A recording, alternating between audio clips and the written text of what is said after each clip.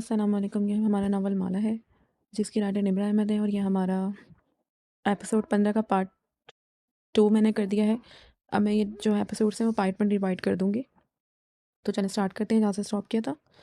आँसू फिर से बहने लगे। वो किसी फ़रेबी की बातों में आके ज़ियाद को गलत समझने लगी थी। हाँ, ज़ियाद तल्ख़ हक़ाइक़ बयान कर देता था, लेकिन वो सच बोलता था।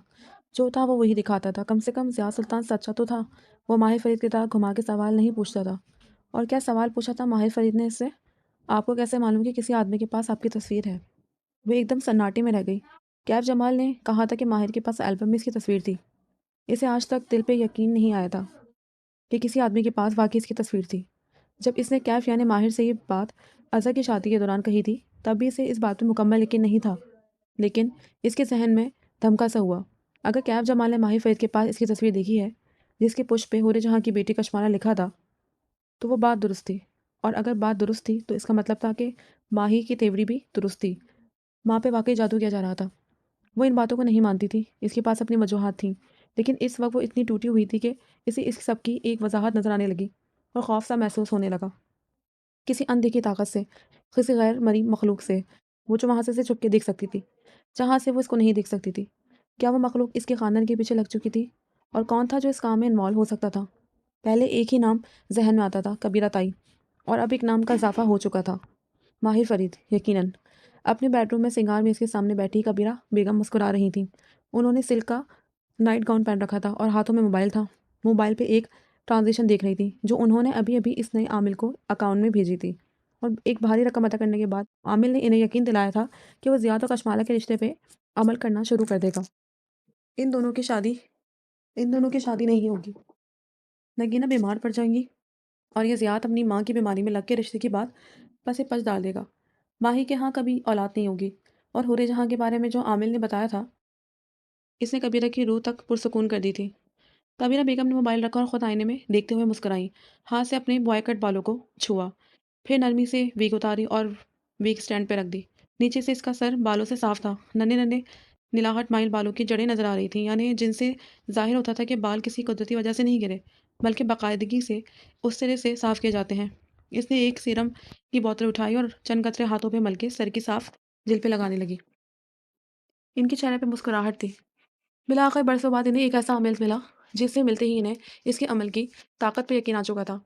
वो कोई आम आमिल नहीं था। जिस आमिल से अब तुम्हारा तारुफ होने जा रहा है, वो पीटर मसीह की तरह नहीं है कि कहीं अपनी दुकान सजा ले और लोग जोक दर जोक इसके पास काम करवाने आएँ। नहीं, वो अपने आप में यकता है। इसकी कोई दुकान नहीं है, कोई गद्दी, कोई मरकज़ नहीं है, जहाँ वो आम लोगों से मिले। इससे मुलाकात के लिए अपॉइंटमेंट लेनी पड़ती है। अपॉइंटमेंट हर एक को नहीं मिलती। जिन पे आमिल को भरोसा नहीं होता, इनसे इसका राब्ता सिर्फ़ व्हाट्सएप पे होता है। इस आमिल की शनाख्त खुफिया थी। वो कौन है और कहाँ मुकीम है, ये इस क्लाइंट को भी नहीं मालूम होता। वो इस सब को सरकार कह के मुखातिब करते थे।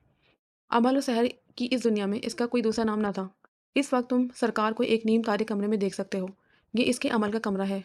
यहाँ रोशनी कम थी और गर्मी के बावजूद ठंड थी। कमरे के वसत में आमिल ने ज़मीन पे चौकटें मार रखी थी। इसका लिबास गदला बदबूदार था। सर पे इसने नारंगी रुमाल बांध के पीछे गिरा लगा रखी थी और इस रुमाल से उलझे उलझे सफ़ेद बाल निकल रहे थे। इसने एक लंबा बदबूदार चोका भी पहन रखा था, जिसमें मुख्तलिफ हिस्से से कुरान करीम की आयत इलाही उल्टी करके लिखी गई थी। ये लिबास शयातीन को अपनी तरफ मुतवज्जा करता था।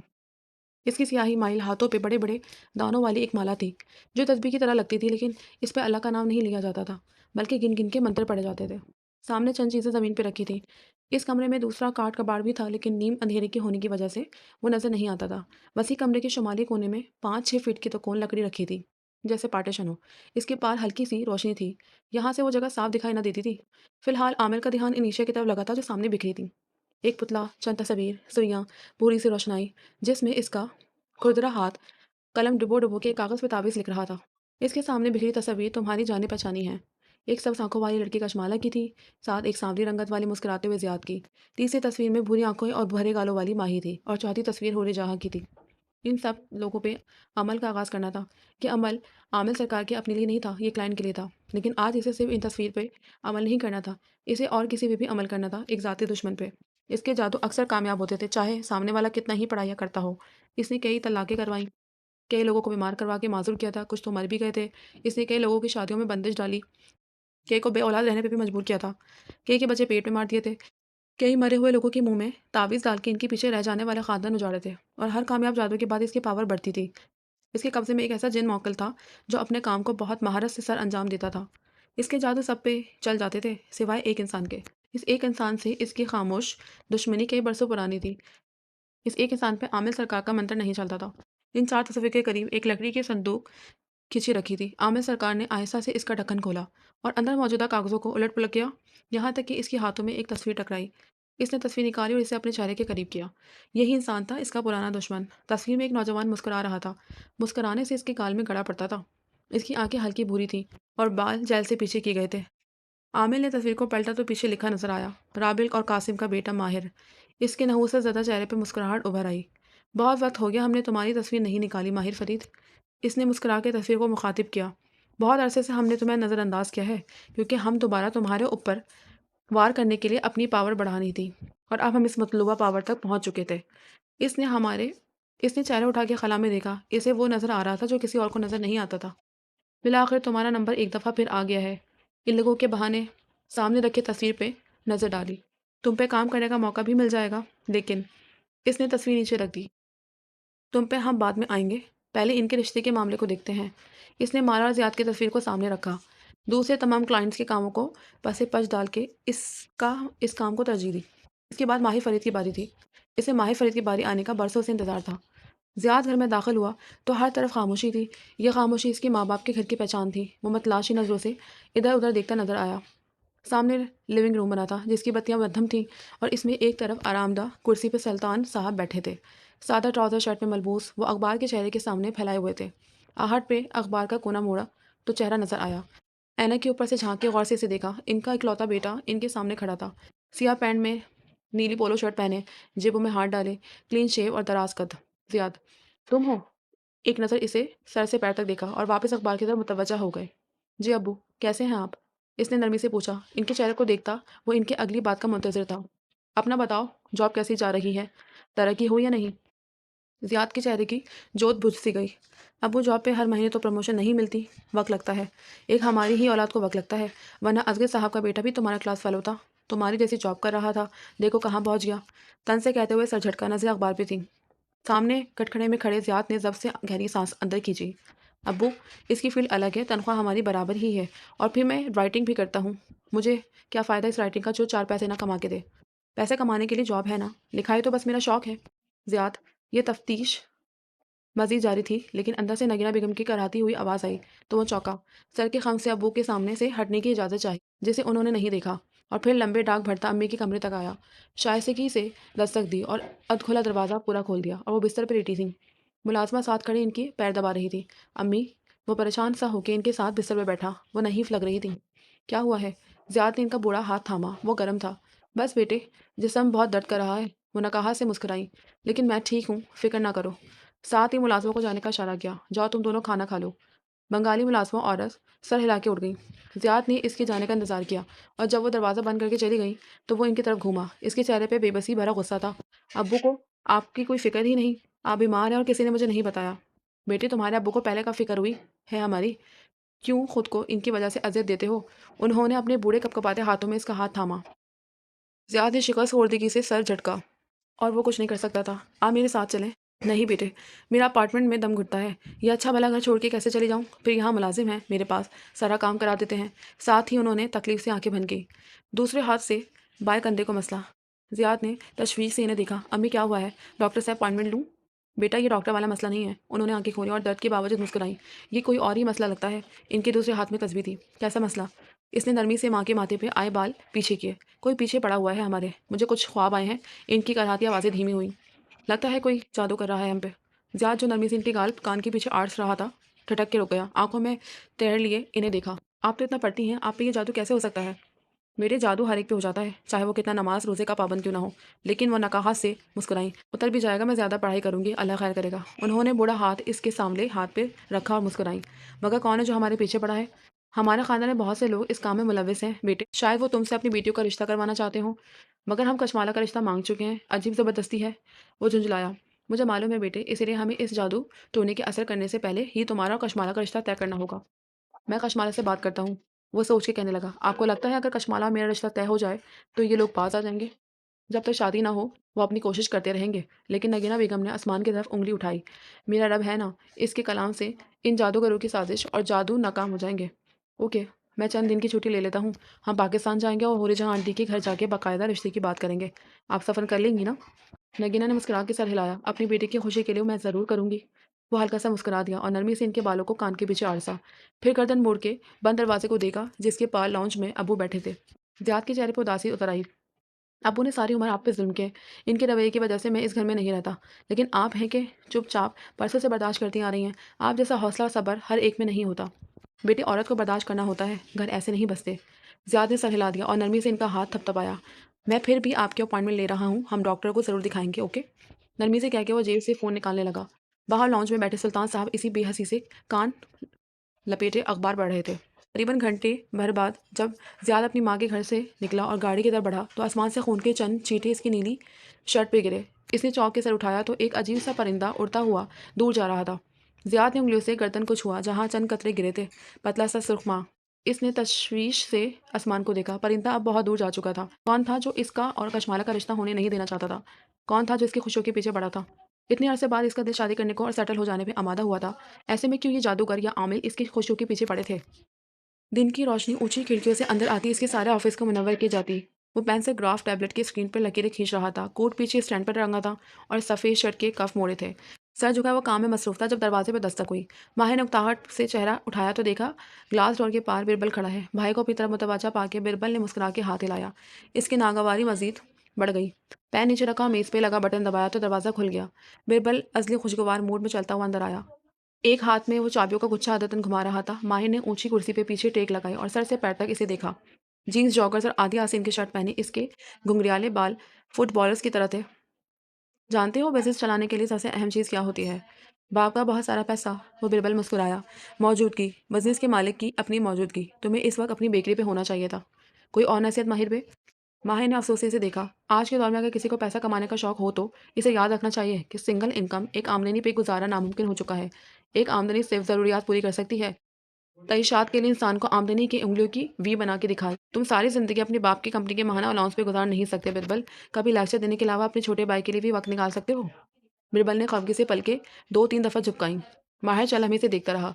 फिर फिर पेन एक तरफ रखा और स्क्रीन बुझाते हुए उठा। क्यों नहीं, वक्त है मेरे पास। चलो कहवा पीते हैं। इसकी दोस्ताना अंदाज में बिरबल ने कतरे ताज्जुब और शक से इसे देखा। वाई भी, वाओ, आज माहिर आफंदी ने मेरे लिए खुद वक्त निकाला है।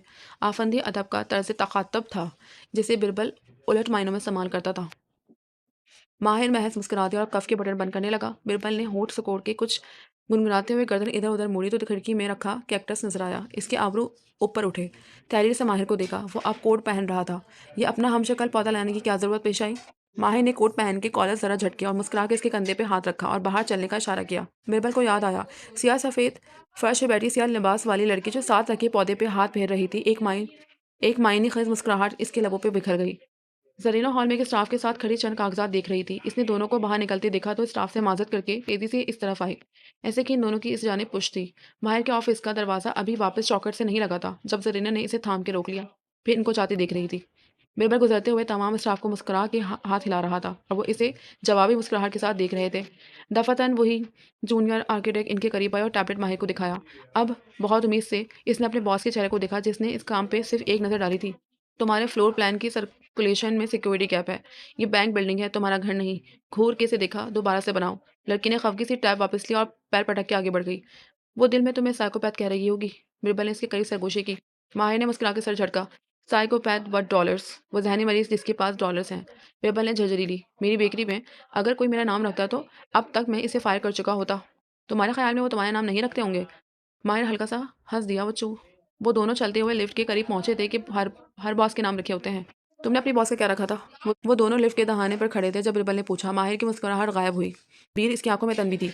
बिरबल ने दोनों हाथ उठा दिए। तमाम तमाम, ओके ओके, नहीं पूछता। लिफ्ट के दरवाजे खुले और वो दोनों अंदर सवार हो गए। लिफ्ट ऊपर चली गई तो जरीना ने तेजी से माहिर के ऑफिस का दरवाजा खोला और अंदर दाखिल हुई। आज वहाँ संदल वटर की मोमबत्ती की खुशबू फैली थी। वो माहिर की मेज तक आया और धड़कते दिल से दरवाज़ा खोला। वहाँ कुछ कागजात के ऊपर टूटी हुई खताएं रखी थी। ज़रे ने ताज्जुब से इसे 2 उँगलियों में उठाया। चंद ज़र्रे मज़ीद भुरभुरा के नीचे गिरे। माहिर ऐसे बिस्किट या बेकरी में बनी चीज़ें नहीं खाता था और ये बासी बिस्किट बिरबल की बेकरी का नहीं लगता था। फिर वो जो भी चीज़ थी ज़रीना को पसंद नहीं आई थी। इसने बिना सोचे समझे खताई को टिश्यू में लपेटा और मुट्ठी में दबाए बाहर निकल आई। फिर हॉल के दूसरे कोने में रखी एक डस्टबिन में इसे फेंक दिया। विला की छत पे एक ओपन एयर कैफ़े बना था। इस्तांबुल पे उतरती शाम वहाँ से दिखाई दे रही थी। अतराफ की स्ट्रीट्स के ऊँचे सरसब्ज़ दरख्त आँखों को ठंडक पहुँचा रहे थे। माहिर और बिरबल एक मेज़ पे आमने-सामने बैठे थे और शबनम कॉफ़ी के 2 कप इनके सामने रख रही थी। तुम्हारे पसंदीदा कॉफ़ी बिरबल, कोकोनट मिल्क के साथ, इसने मुस्कुरा के इतला दी। बिरबल ने कप उठाया और आंखें बंद करके सूंघा। फिर दाद देने वाले अंदाज में देखा। शबनम, तुम मेरी पसंदीदा लोगों की फहरिस्त में दूसरे नंबर पे आ गई हो। पहले पे कौन है? मैं खुद। इसने हंस के कॉफ़ी का कप होंठ से लगाया। शबनम ने महज़ हूँ करके इसे हंसा, नज़रों से इसे देखा, फिर माहिर को आंखों में कोई इशारा किया, वहाँ से हट गई। अब बताओ तुम ठीक हो? बिरबल के चेहरे पे फिक्रमंदी थी। वो टांग पे टांग जमाए बैठा गर्दन मोड़े अतराफ में रखी कुर्सी को देख रहा था। दूर आसमान पे नारंगी सूरज की आखिरी किरणें बिखर रही थी। इस सवाल में महज जाने चुका दिए। मुझे क्या होना है? क्या हमने तुम्हें ज़बरदस्ती इस लड़की से दूर करके बुरा किया? बिरबल संजीदगी से पूछ रहा था। माहिर की बुरी आंखें डूबती सूरज पे जमी थी। मुझे कोई किसी काम पे मजबूर नहीं कर सकता। मालिक और तुमने मुझे सिर्फ याद करवाया था कि मैं अपना फोकस लूज कर रहा हूँ। जो हुआ ठीक हुआ। मैं तुम्हें लाहौर से इसीलिए निकालना चाहता था क्योंकि तुम खुद को और इस लड़की को दोनों को हट कर रहे थे। लेकिन बिरबल ने गहरी सांस ली। कुछ था माहिर के बारे में जो बहुत उदास कर देने वाला था। लेकिन अगर तुम इससे दूर रह के खुश नहीं हो तो इसके पास वापस चले जाओ। इससे माफ़ी मांगो और फिर फैसला करो। वो मुझे माफ़ नहीं करेगी। अगर तुम इसे असल बात बता दो तो शायद। मैं नहीं चाहता कि वो मुझे माफ़ करे भी। तुमने दुरुस्त कहा था, धोखा इंसान को डैमेज कर देता है। मैंने इसे डैमेज कर दिया और मुझे इस बोझ के साथ रहना है। अभी इसको मालूम नहीं हुआ होगा। इससे पहले कि कोई इसे बताए तुम खुद इसे बता दो। माहिर ज़ख्मी सा मुस्कुराया, अपना कप उठाया, फिर इसमें रखे तुर्किश कैफ़े को देखा जिसमें सूरज की नारंगी किरणों का अक्स उभर रहा था। इसके पास मेरा अपार्टमेंट का कार्ड था। जलिया बदीर वो मेरे पीछे जाएगी और इसे मालूम हो जाएगा। यू आर थिक बे, नो वे। बिरबल सांस रोके इसे देख रहा था। मैं समझा था कि ये एक ऑब्सेशन है, लेकिन तुम्हें वाकई इस लड़की से मोहब्बत हो गई है। माहिर ने खामोशी से कहवे का घूंट भरा। अंदर तक करवाहट घुल गई। अगर मोहब्बत हो गई है तो इसे फिर छोड़ के क्यों आए हो? वापस जाओ, माफ़ी मांगो, वरना मूव ऑन कैसे करोगे? मैं मामला ख़त्म कर चुका हूँ। वो सर झुकाए कहवे के प्यारे को देख रहा था। चिच, क्या फ़ायदा इस लड़की को दिल दुखाने का? बिरबल अफसोस से सर हिलाता कह रहा था। तुम्हें यकीन था कि वो कुछ जानती है? अगर वाकई ऐसा होता तो तुम्हें मालिक की बात ना माननी पड़ती। वो कुछ नहीं जानती। वो वापस गर्दन मोड़ के बादलों को देखने लगा जिनके किनारे सुर्ख हो रहे थे। इसने कहा था कि हुरी जहाँ की बेटी जानती है, हुरी जहाँ की बेटी कशमाला। इसने तस्वीर पे लिखी सितर दोहराई। शायद इसने मुझसे झूठ बोला था या शायद मुझे से कोई गलती हुई है। कहाँ गलती हुई है? वो खुद से बड़बड़ाया। इसने सारी इक्वेशन में कुछ मिसिंग किया था। शायद तुम्हें तस्लीम कर लेना चाहिए कि कोई कुछ भी नहीं जानता। जो गुजर चुका वो गुजर चुका। जैसे हमने समझौता कर लिया है तुम भी कर लो। बिरबल का लहजा संजीदा था। तुम सिर्फ एक काम कर सकते हो।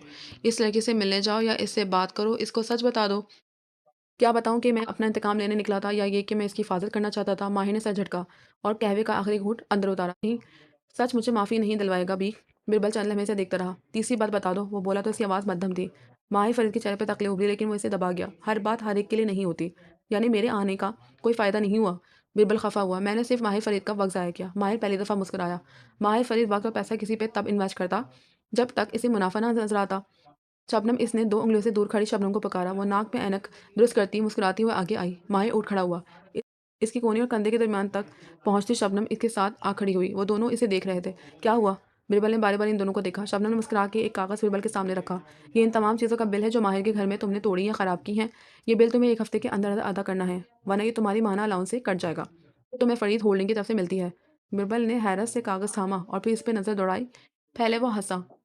यू आर्थिक माहिर, हरगिज़ नहीं माहिर। मैं तुम्हारा भाई हूँ। तुम्हारी चीज़ मेरी चीज़ है। हंस के माहिर को देखा लेकिन माहिर के तासुरात नहीं बदले। तो बिरबल की मुस्कुराहट गायब हुई। पहले चेहरे पे बेयकीनी उभरी, फिर खफगी। तभी मैं कहूँ आज माहिर अफंदी ने अपने भाई के लिए वक्त कैसे निकाल लिया। अगली दफ़ा मेरे ऑफिस आना तो बिल साथ लेकर आना। माहिर ने इसके कंधे नरमी से थपका तो बिरबल नाराज़गी से कागज़ को मुट्ठी में मोड़ते हुए उठा। शबनम, आज से तुम मेरी लिस्ट में सेकंड लास्ट नंबर पे हो। लास्ट पे कौन? शबनम ने मुस्कुरा के पलकें झपकाईं। एक साइकोपैथ जिसके पास डॉलर्स हैं। वो जल के बोला और खफगी से आगे बढ़ गया। हाँ, हम बिरबल से मजाक कर रहे हैं ना? शबनम ने मुस्कुरा के इसके करीब सरगोशी की ताकि वो आए और रोज़ यहाँ आके हमारा वक्त ज़ाया ना करे। हम असल में इससे पैसे तो नहीं मांगेंगे ना? जवाब ना पाके शबनम ने गर्दन उठा के अपने बॉस का चेहरा देखा, लेकिन इसके तासुरात देख के वो गड़बड़ा के जल्दी से बोली, यानी हम लेंगे? हम इससे पैसे लेंगे? समझ गई। वो शख्स वो महज एक तंबी नज़र इस पर डालता आगे बढ़ गया। शबनम ने गहरी सांस ली। पैसा माहिर फरीद की वाहिद मोहब्बत था और पैसे के मामले में वो मजाक नहीं करता था।